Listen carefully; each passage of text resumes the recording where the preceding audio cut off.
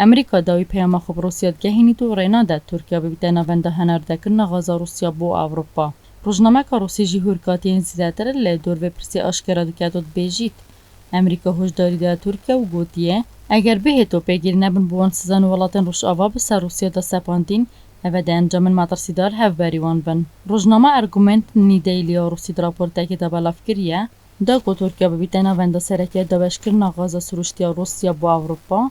اوج پشتی کو ولادیمیر پوتینی گوتی دیشیان ده ترکیه ببیته مازنترین نوند دا بشکرنا غازی بو اروپا.